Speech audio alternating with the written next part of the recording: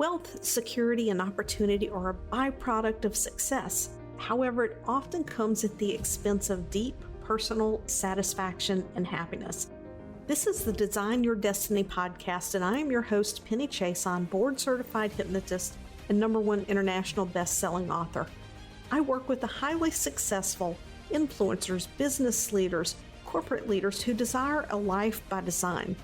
In this podcast, I will bring to you succinct solo episodes and interviews that dissect the challenges of success and highlights the ways to leverage your most underutilized asset, your subconscious mind. If you desire peace and happiness in your life, better health, and stronger relationships so you can enjoy the success that you have created, keep listening because this podcast is for you.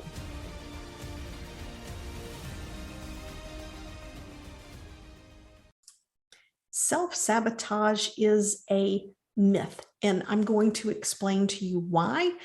And when you have a better relationship with understanding the reason you're doing the things that you're doing that get in your way, it is much easier to change them because your mindset around this is everything. Hi, I'm Penny Chason, board-certified hypnotist and host of Design Your Destiny podcast. I've done thousands of hours of sessions with hundreds of clients over the last few years, dedicated exclusively to personal development, success mindset, money mindset, and releasing the beliefs, habits, and behaviors that get in our way of our ultimate success and our personal satisfaction and fulfillment in life.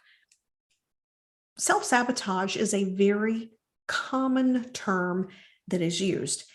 And sure, it may seem like, yes, I have this goal. I'm going to launch this product or I'm going to launch this service. And you start moving forward and you get 90% of the way there. And all of a sudden, you find that you just can't get the thing done. You are finding other projects coming in to work on. You're getting distracted, sidetracked. Heck, you might even be engaging in behaviors that you know do not serve you at all personally or professionally. Some people may drink. Some people may start to begin to feel anxious feelings. You get these fearful thoughts. You begin to get into perfectionism. Right? You see it, you get to a point and it's almost ready to go. And then you decide, no, I have to take it all down and I have to start over. And you know it's not serving you. So people call this self-sabotage. But what if you recognized that everything that your brain does is out of a sense of preservation? Everything that your brain does is out of a sense of preservation. Now, it doesn't just operate out of preservation of our physical, but it also acts out of preservation of our mental and emotional. Okay. Now, at some point in the past, whatever behavior it is that you're engaging in, being it people pleasing, perfectionism, procrastination, hiding, getting 90% of the way there and not following through, like just all of a sudden hitting a wall and not knowing why you can't do it. It's a preservation mechanism. And at some point in the past, your brain has made the association that this behavior is keeping you from experiencing something unpleasant. When we think about fight or flight and we think about survive or thrive, many people think of physical things. They equate that to being in a physically unpleasant experience. Maybe somebody is abusive, neglectful, or even an emotionally abusive, verbally abusive experience. But that does not have to be the case. We have ordinary, everyday experiences that can cause emotional discomfort in our brain, our neurobiology, our neurophysiology.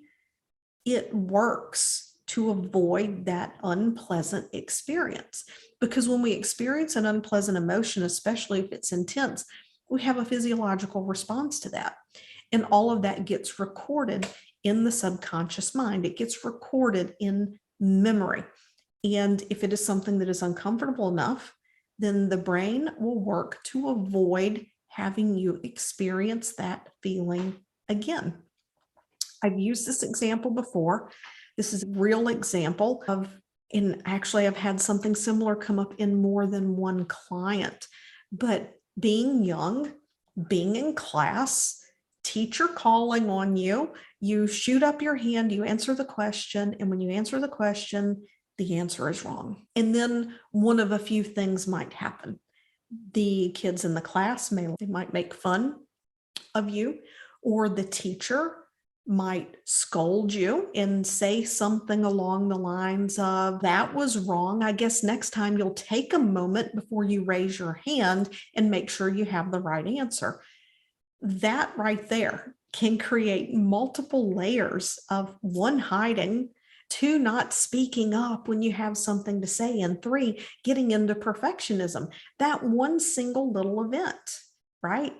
So that day you stepped out of your comfort zone, you were excited, you raised your hand, yes. And then that happened. And you feel like all the eyes in the classroom are on you. Fine, right? You go through life, you grow up, you go through class, you're doing your thing. Maybe you're on a sports team. Maybe, I don't know, you do chess team or something academic. It doesn't matter, but you're active. You do things, you put yourself out there. And then all of a sudden one day you step into something really new. And when you step into that something really new, it stirs feelings in you. Our brain will go back through the records of history and say, oh, I don't like this. And it can just out of the blue say, oh my God, we felt this before. That didn't feel good. We have to avoid this at all costs. And now out of the blue, here you are, you're in your 20s, your 30s, your 40s, and where you never had a problem with procrastination before, you never had a problem with perfectionism, you never had an issue with fear of judgment, and now out of the blue, you're dealing with this and it doesn't make sense. And it's like, damn, I lost my confidence. What is happening here? And you try to push through it. You try to force your way through it. And the more you try to push and force your way through it, sometimes it seems like the bigger it gets. When you understand that your brain is taking some moment and it thinks it's protecting you, right? You can look at it differently and say, okay, I see you.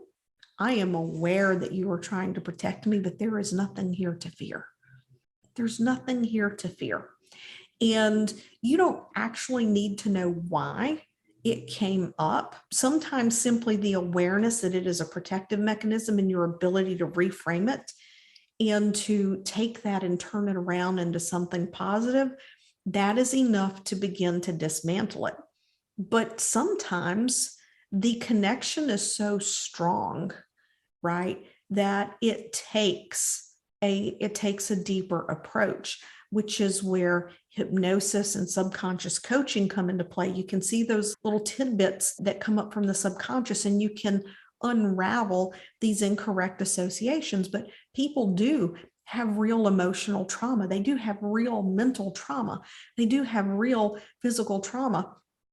And these same protective mechanisms come into play. And in those situations, those protective mechanisms probably proved useful at a much earlier time in life. So if there was a parent who drank and who would yell, and the best thing to do was to fly under the radar to not get yelled at, or maybe to not be the brunt of physical abuse, in that moment, that behavior served that purpose, right? But when you're an adult and you're on your own and you're in control of your life, you've outgrown that behavior. However, because you have so much positive reinforcement that it served you, it might take a little bit more. I don't like using the word work. It might take a little more intention around your personal growth, a little more intention around your beliefs and your structures, and in building that sense of safety back up in your mind, and basically subconsciously going in and saying, thank you I appreciate what you did for me. You helped me, but I don't need that anymore. It's not serving me anymore. And this is something that we can do subconsciously that allows these things to begin to fall away much more quickly. So when you see these behaviors as something that on some level, even if it's completely incorrect, your mind has, I have to do this to protect you, even when you don't need protecting. That shift in understanding of what's happening will help you to begin to talk to yourself in a kinder, more loving way and to say, hey, yes, I see you, but we got this. We got this. There's nothing to be afraid of here. This is completely safe. This is what we want. It's going to be new. It's going to be different, but it's just a new service, or it's just a new product, or it's just a new relationship. I can handle it, right? So I hope that you find this helpful, that you can implement it right away to allow yourself to sink into awareness of what is really going on the subconscious level, and to know there is no such thing as self-sabotage. It does not exist. It is our current perception of how it's getting in the way of our goals that causes us to see it that way. When we shift the way we see it, then we can go into our awareness, use our power of choice, use the way we talk to ourselves, and completely turn that around. See you next week.